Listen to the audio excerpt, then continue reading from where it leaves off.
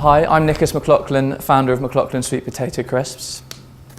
It was in the summer of 2014 when I came up with the idea. My girlfriend Lucy studied Spanish and she spent her year abroad in Mexico. And whilst in the region of Oaxaca, we came across this man. He had a very similar cart to this, where he was on the street making crisps. You know, it was incredible because the theatre and the aromas were just fantastic and it really caught your imagination. And on top of this, when we bought the crisps, they were heaps better than your packaged product. They were light, crisp and full of flavour. And this is when I kind of had this light bulb moment. Why can't we recreate this in the UK with a healthier alternative like sweet potato? So in order to test my idea, I invested my student loan on this bike. I actually did, it's pretty sad.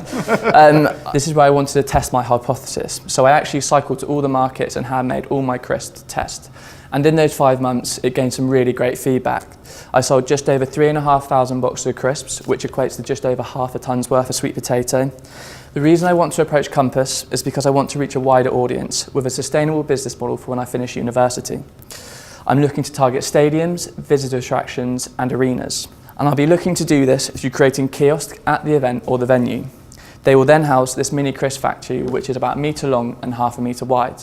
It takes a root vegetable, slices it, cooks it and produces a crisp in 3 minutes, producing a consistent, high quality product, while still offering the consumer a theatre but a fast-paced service that can cater for high footfall events.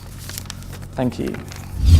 Inspired by an encounter of cooking theatre on the streets of Mexico, Nick has invested his university funds into his company in a bid to impress Britain with a range of flavoured crisps made using sweet potato.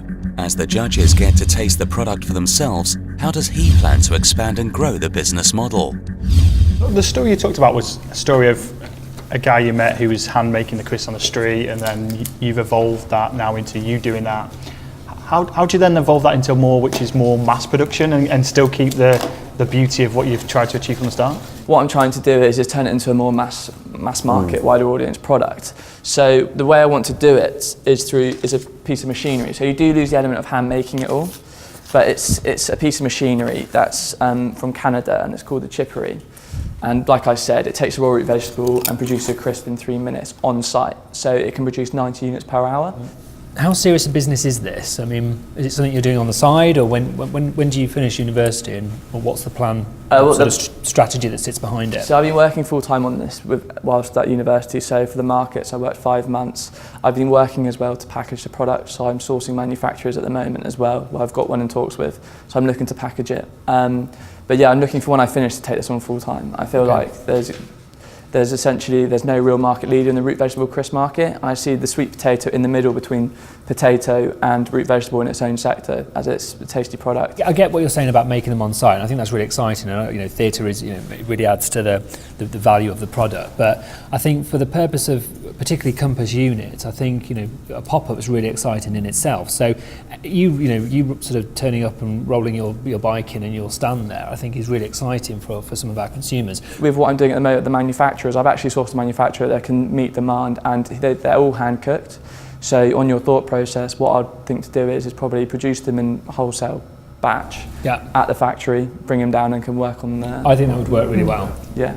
But I quite like the idea of actually warm chips cooked there fresh. I think your USP was actually it's fresh there, it's live, and therefore I think there is some mileage in a kind of mobile unit where you can bring that live theatre to a unit, but it's got to be movable. I don't think the idea of building a stand or a kiosk, I don't think that's got mileage. I think this mobile unit, mobile van, whatever that is, that seems to be a better approach for me. Yeah, I think the theatre of kind of seeing something kind of as British as a crisp being done in a different way, kind of off the side of a bike, is what makes it premium, what makes it feel special. And I think that a kind of what looks like a chip pan kind of take away from that a little bit. It feels a lot more authentic being made in a kind of a little fryer on the front of a bike. Okay.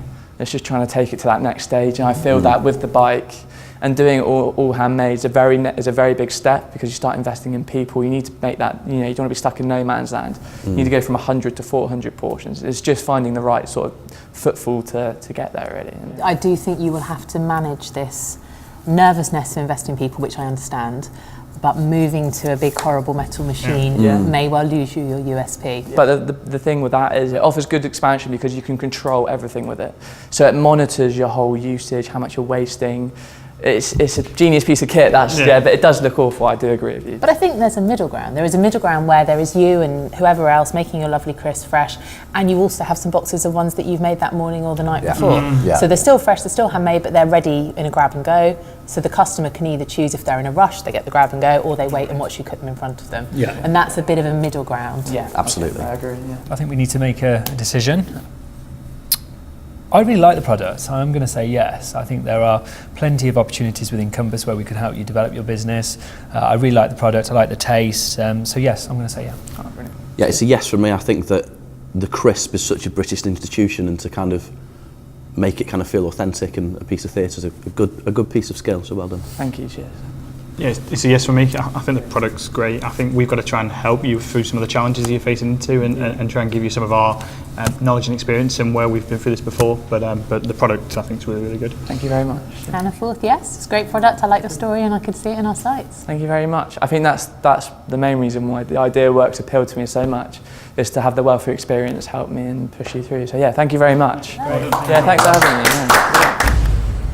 All 4 of the IdeaWorks panel love the sweet potato crisps, and Nick leaves today with the help and support of Compass Group, ensuring his student loan is put to good use.